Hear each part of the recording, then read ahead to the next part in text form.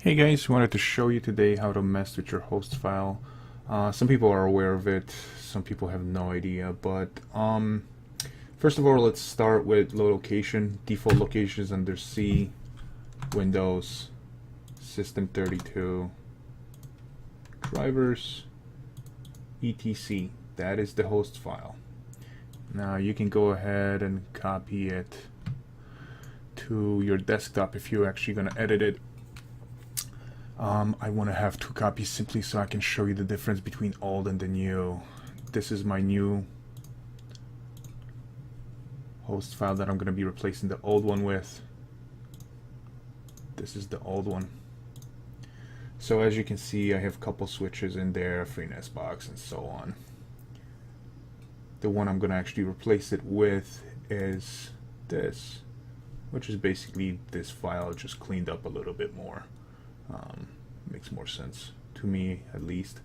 Added a whole bunch of more gear to it. I just haven't really messed with the host file. But now this way basically allows me to access all my machines or shares, whatever, without actually have to remember which IP is which one.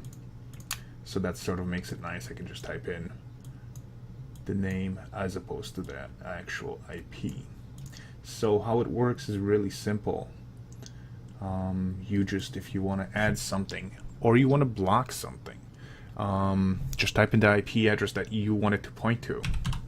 127.0.0.1 is a loopback address, which basically means you're pinging yourself as opposed to the server. So if you never want to see Microsoft ever again, you do that and it actually won't connect to the Microsoft. Now granted, there's gonna be, you know, www.microsoft or secure or whatever it is, but if you have ads that you want to block from certain website, you know that joeyswebsite.com is serving you ads, you can just block joeyswebsite.com using this IP and it's actually not gonna look for his address. It's gonna come up invalid and the ad won't show. So since that is what we're doing, all you have to do once you edited your host file is just move it over back to the Windows System 32 drivers etc directory. It's gonna ask you if you wanna overwrite it. Yes. And once you're in, you can actually go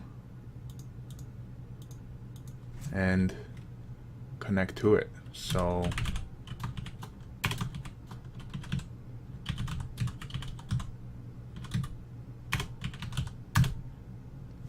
when I go to OwnCloud, or if I go to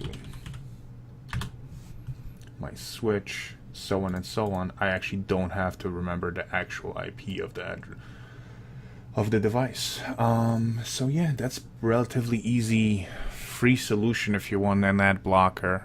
You just have to basically keep a list of the websites you do not want to be able to access by typing the URL. Hope that helps. Like the video if you liked it, subscribe if you could, that would help me out a bunch, and thanks for watching.